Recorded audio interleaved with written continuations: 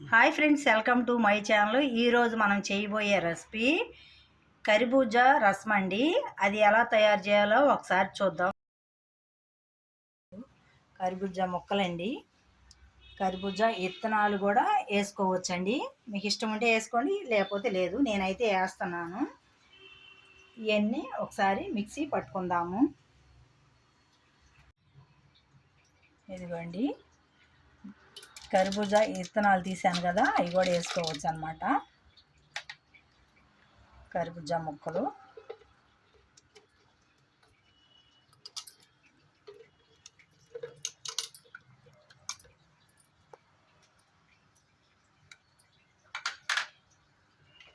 ఇప్పుడు ఒకసారి మిక్సీ పట్టుకొని వద్దాము. కర్బూజా జ్యూస్ అండి ఇది.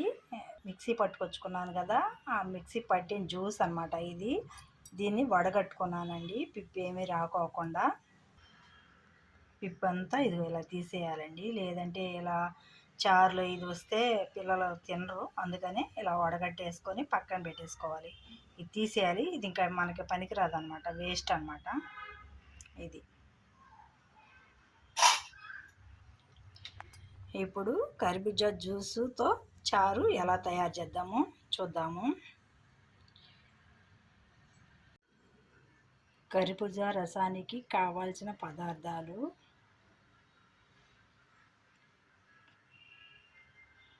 చింతపండు పులుసు, ఉల్లిపాయలు, పచ్చిమిరపకాయలు, టమాటా ముక్కలు, అల్లం వెల్లుల్లి పేస్టు,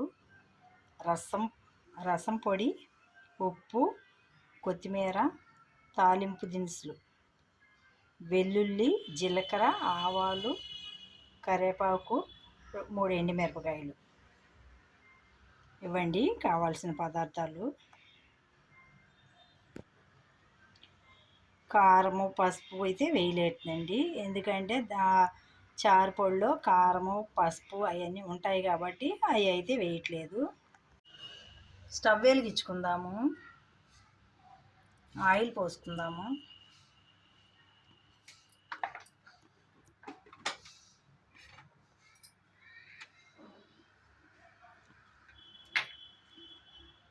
తాలింపు దినుసులు వేసుకుందాము.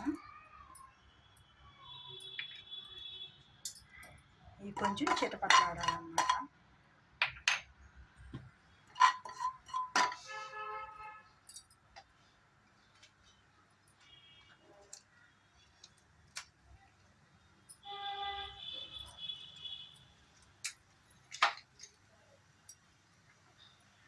వెల్లుల్లిపాయలు వేసుకుందాము.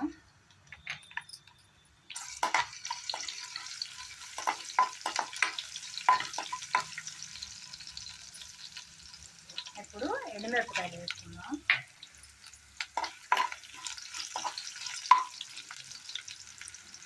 దీంట్లోనే పచ్చిమిరపకాయలు,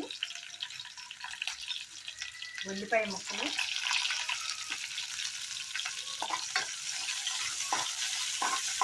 బాగా వేగనివ్వాలి.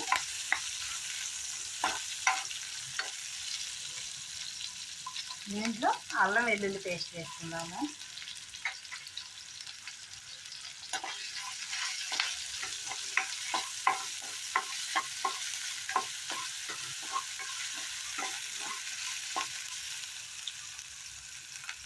టమాటా ముక్కలు వేసుకుందాము. అలాగే ఉప్పు కూడా వేసుకుందాం.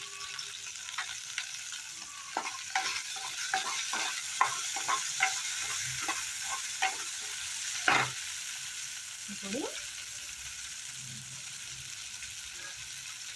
కరివేపాకు వేసుకుందాము. అలాగే కొంచెం కొత్తిమీర కూడా వేసుకుందాం.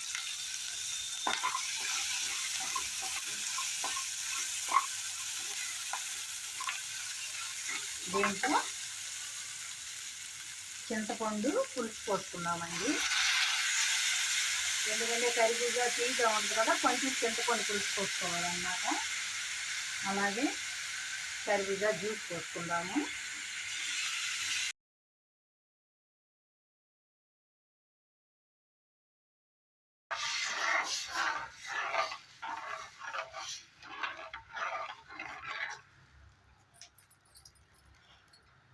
ఇదిగోండి రసం పొడి కూడా వేసుకుందాం.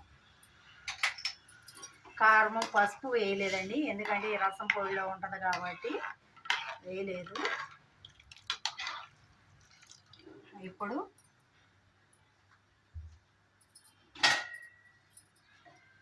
మూత పెట్టుకొని ఒక 10 నిమిషాలు ఉంచుకుందాము. మూత తీసి చూద్దాం.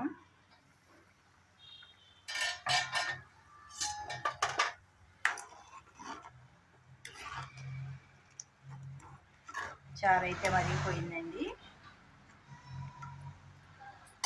ఇప్పుడు ఇంకొంచెం కొత్తిమీర వేసుకుందాము.